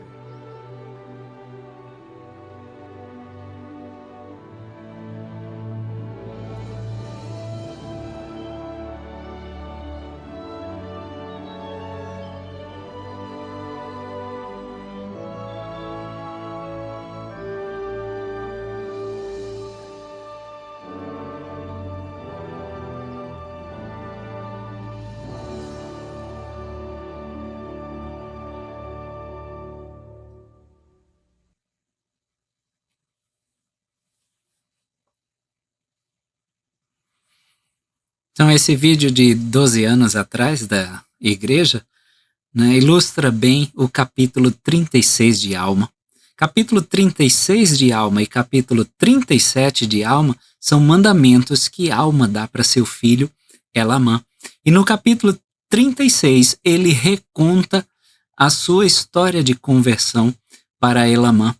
E finaliza o capítulo 36 também nessa nota positiva, como vimos no vídeo. Mas eis que isso não é tudo, meu filho. Versículo 30 de Alma 36. Pois deveis saber, assim como eu sei, que se guardares os mandamentos de Deus, prosperarás na terra.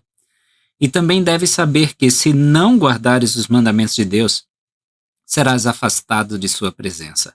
Ora, isto é segundo a sua palavra. Então, esse mesmo arrependimento traz alegria, tá? Por conta da expiação de Se vocês estão Jesus Cristo. sobrecarregados com deprimentes sentimentos de culpa, decepção, fracasso ou vergonha, existe uma cura para isso. Minha intenção não é magoar seus ternos sentimentos, mas sim ajudá-los e ajudar aqueles a quem vocês amam. Os profetas ensinam quão dolorosa pode ser a culpa. Ao ler o que disseram, estejam preparados para ouvir as palavras muito fortes. Mas não lerei as coisas mais duras que disseram. O profeta Alma, descrevendo seu sentimento de culpa, disse: fui torturado com eterno tormento, porque minha alma estava atribulada no mais alto degrau e atormentada por todos os meus pecados. Os profetas escolhem palavras muito descritivas. Atormentado significa ser submetido à tortura. Havia antigamente um instrumento de tortura no qual a vítima era atada pelos punhos e calcanhares a um eixo e era então girado, causando uma dor insuportável. Existe na agrícola um instrumento cheio de pontas. Quando é arrastado pelo chão, ele corta o solo. As Escrituras fazem frequente menção às almas e mentes que são atormentadas pela culpa. As torturas usadas no passado eram tão dolorosas que faziam até os inocentes confessarem coisas que não tinham feito. Os profetas falam do fel da amargura e frequentemente comparam a dor da culpa ao fogo e enxofre. Enxofre é outro nome dado a sulfur. Este lago de fogo e enxofre que arde sempre, sem nunca ser consumido, é a descrição que as Escrituras dão do inferno. Também nas palavras do Boy K. Packer, fala um pouquinho sobre esse sofrimento da iniquidade, que o arrependimento apaga tudo isso. O arrependimento de verdade faz com que nós substituamos todas essas dores pela alegria da redenção.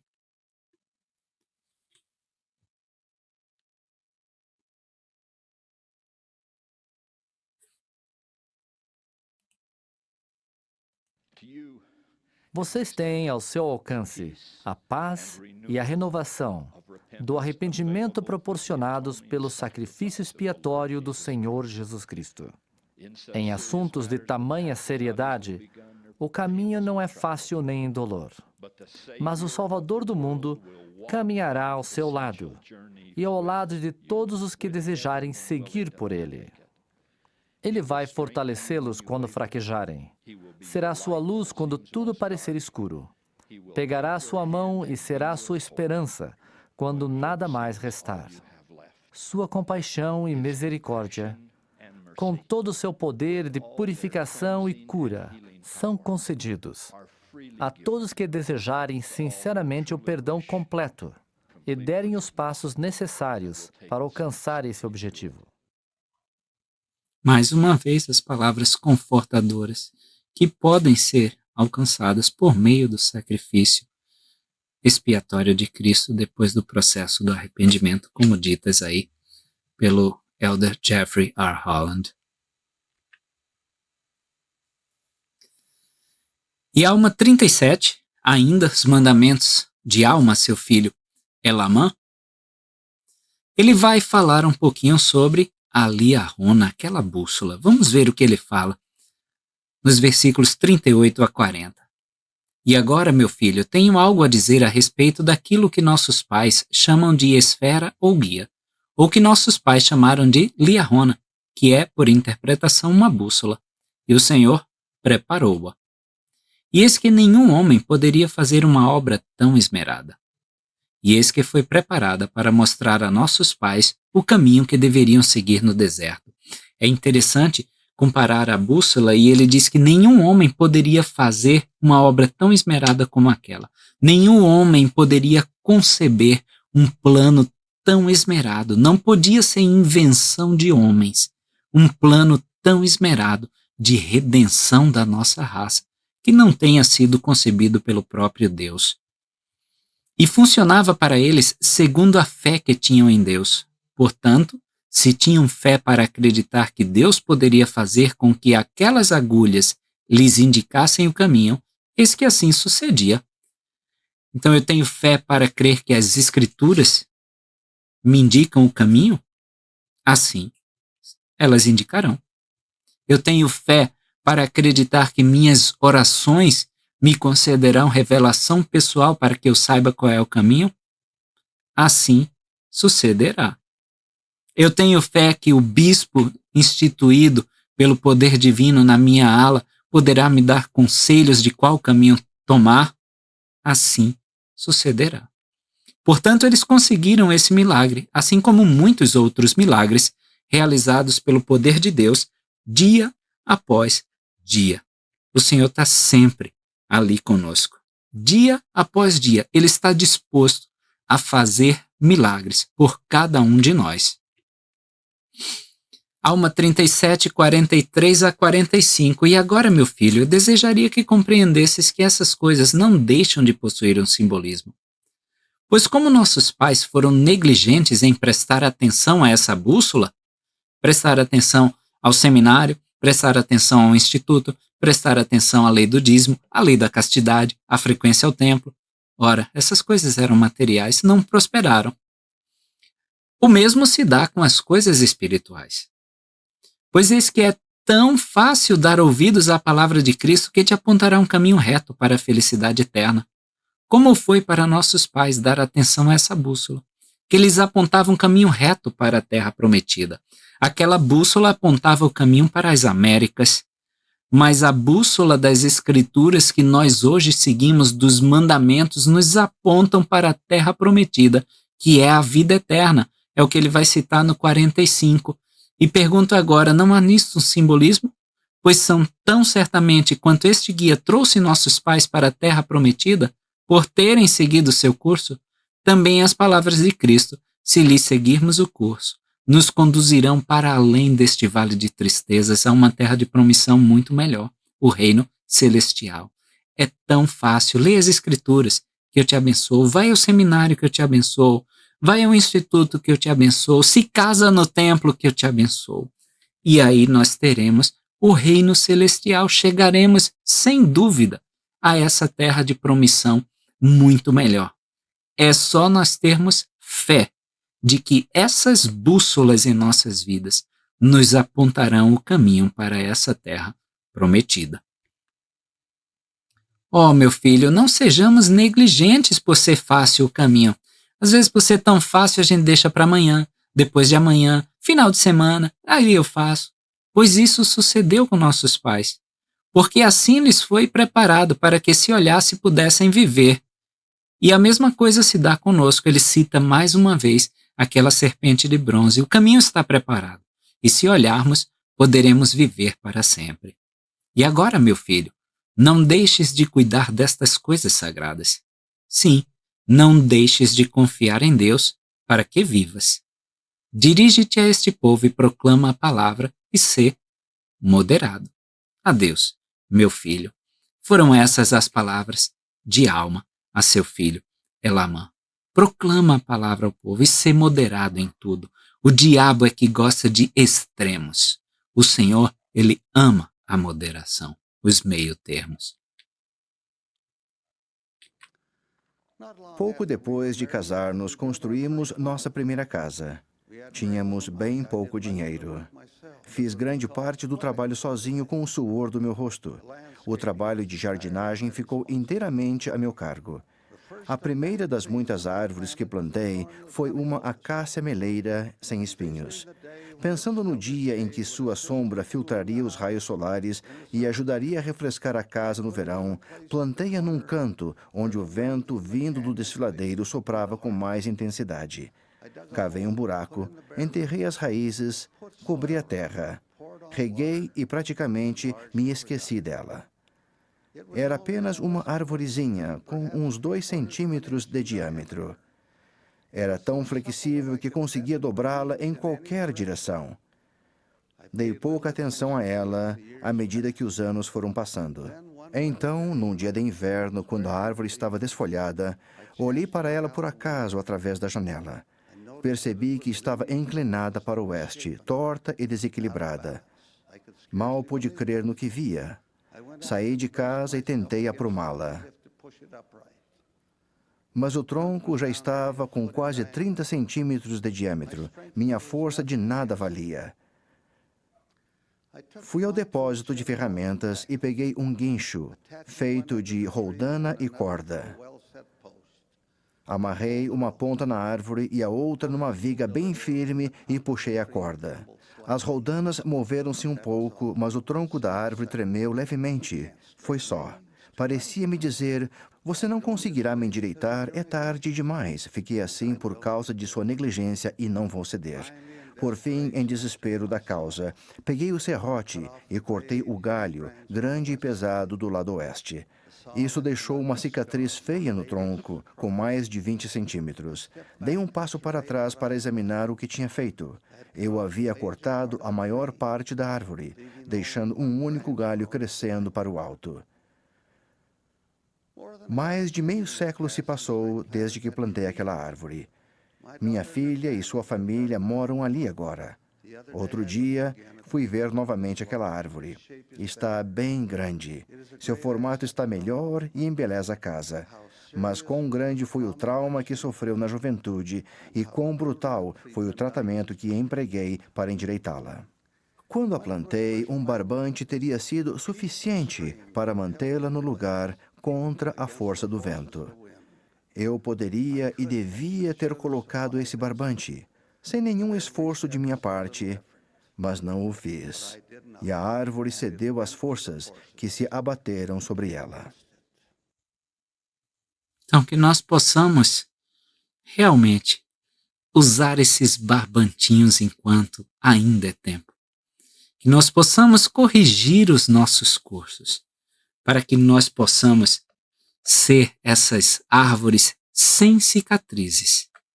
Que nós possamos, assim, gozar da felicidade eterna que advém do arrependimento e da expiação de Jesus Cristo.